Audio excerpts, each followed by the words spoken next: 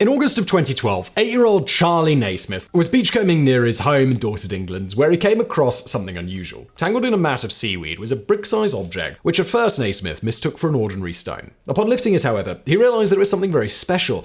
Dark grey in color, with a soft, waxy texture, the lump had a sweet, musky odor, unlike anything Naismith had ever smelled before.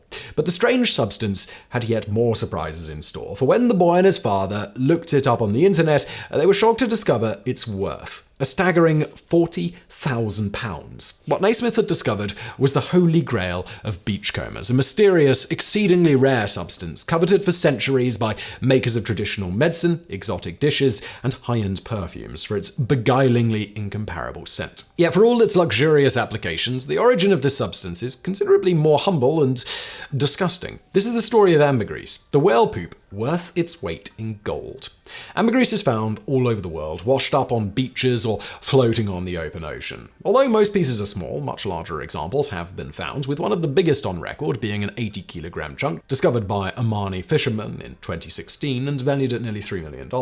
Ambergris has been known about and sought after for most of human history. It has been used in a wide variety of applications. The ancient Egyptians burned it as incense, while in modern Egypt, ambergris is used to flavor high-end cigarettes. It has also long been used as a medicine, with the ancient Chinese dubbing it dragon's spittle fragrance, and medieval Europeans believing it could cure headaches, colds, epilepsy, and even the Black Death. Ambergris has also found its way into all sorts of food and drinks. The favourite dish of 17th century English King Charles II was allegedly eggs and ambergris, while the substance was used to flavour Turkish coffee and hot chocolate in the 18th, and liqueurs in the 19th. And in many cultures, ambergris is considered a potent aphrodisiac. However, the most widespread historical use of ambergris has been in the perfume industry, where it's valued not only for its own unique scent, variously likened to tobacco, sandalwood, fresh earth, seaweed, Brazil nuts, or the smell of wood in old churches, but also its ability to fix or enhance the longevity of other aromas. Yet for all its near mystical allure, for much of human history, the source of ambergris remained a tantalizing mystery. The word ambergris comes from the French ambergris, or grey amber, and was used to distinguish the substance from the yellow Baltic amber, now known to be fossilized tree sap, to which it was thought to be related. Although naturalists suspected that ambergris was animal in origin, exactly which kind of animal was the subject of considerable debate, with some speculating that it was derived from bird droppings, or, according to a 1696 letter to the Royal Society of London, creatures that swarm as bees on the seashore or in the sea. While Venetian explorer Marco Polo observed that sailors in the Far East hunted whales to extract ambergris from their stomachs, he assumed that the whales ingested ambergris as part of their diet and that the substance's origins lay elsewhere. Indeed, as late as the 17th century, naturalists were still skeptical that ambergris came from whales, with a 1672 Dutch manuscript stating, "Ambergris is not the scum or excrement of a whale, but issues out of the root of a tree, which tree, howsoever it stands on the land, always shoots forth its roots toward the sea, seeking the warmth of it, thereby to deliver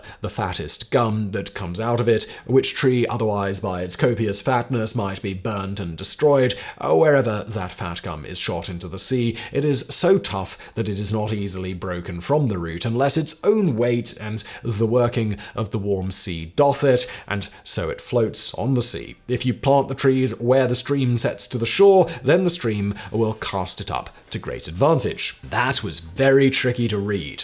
It was not until the 18th and 19th centuries, during the golden age of commercial whaling, that the definitive link between ambergris and whales was finally made. As Boston physician Dr. Zabdiel Ballston recounted in 1725, the most learned part of mankind are still at a loss about many things, even in medical use, and particularly were so in what is called ambergris, until our fishermen of Nantucket in New England some 3 or 4 years past made the discovery. Their account to me is as follows. Cutting up a spermaceti bull whale, they found accidentally in him about 20 pounds of weight, more or less, of that drug, after which they and other such fishermen became very curious in searching all whales they killed, and it has been since found in lesser quantities in several male whales of that kind and in no other. and that scarcely in 1 of 100 of them. The whales in question were Physeter macrocephalus, or sperm whales, which were hunted for their blubber and a substance called spermaceti located in the animal's brain case, which was then processed to make lamp oil and candles for illumination. Indeed, sperm whales are the only known source of ambergris, the substance not having been found in any other species of whale, and not even closely related pygmy and dwarf sperm whales. Given its great value, ambergris was highly sought after by whalers to supplement their profits, though, as in Dr. Balston's account, it was still exceedingly rare, appearing in the intestines of less than 1% of whales killed. That ambergris comes from sperm whales is further supported by the fact that ambergris often contains large quantities of squid beaks and pens, the hard, indigestible parts of these otherwise soft invertebrates. And while no one has ever actually seen a whale excrete ambergris, cetologists have a fairly good idea of how it is formed. In order to fuel their massive 50-ton bodies, sperm whales must consume prodigious amounts of squid, which they hunt at depths exceeding 2 kilometers below the surface. Like cows, sperm whales have a 4-chambered stomach, with food lingering in one chamber for a certain length of time before passing to the next. Ordinarily, ingested squid beaks and pens remain in the first chamber and are vomited up by the whale. Yet, despite ambergris often being erroneously described to as whale vomit, such regurgitations are not ambergris. Rather, ambergris forms when the mass of hard squid parts passes through the whale's forestomachs and enters the intestinal tract. Based on the presence of cholesterol, ambergris is thought to be excreted by the whale's gallbladder and bile duct and serves to coat sharp, irritating objects like squid beaks to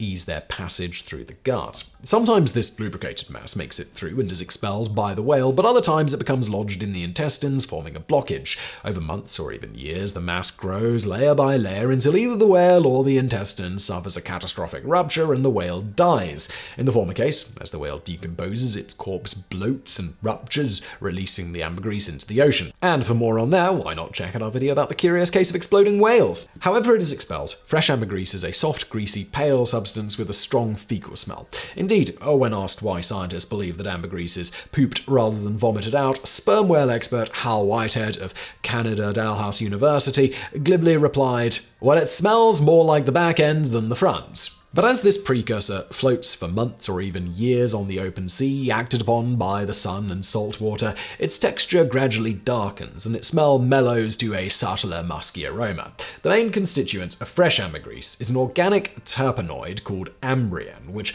oxidizes to produce ambroxan and ambranol, the compounds responsible for aged ambergris's distinctive smell.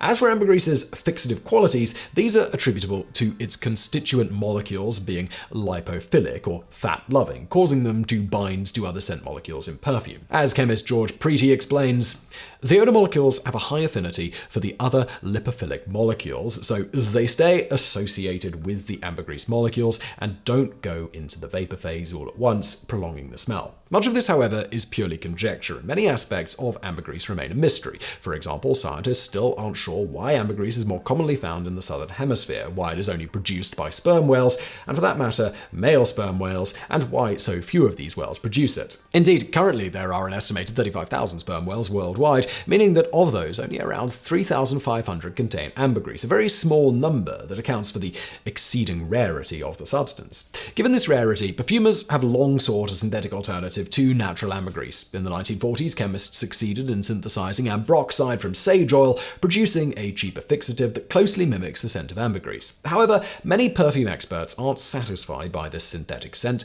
and maintain that there is no substitute for the real thing. As author Christopher Kemp writes, "It's like watching a Beatles cover band instead of the real thing. It gets close, but lacks something indefinably important. There's a part of my reptile brain that isn't convinced by it." Mandy Aftel of Aftelier Perfumes is even more poetic about ambergris, stating, "It's beyond comprehension how beautiful it is. It's transformative. There's a shimmering quality to it. It reflects light with its smell. It's like an olfactory gemstone."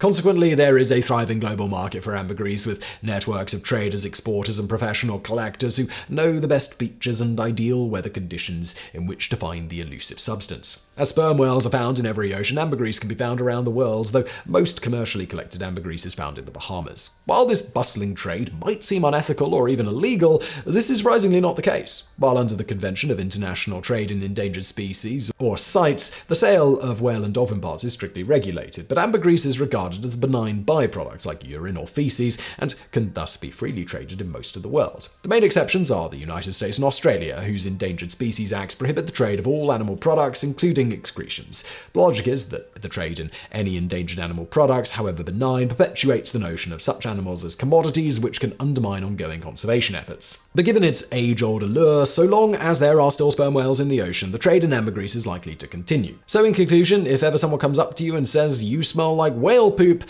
just be sure to thank them.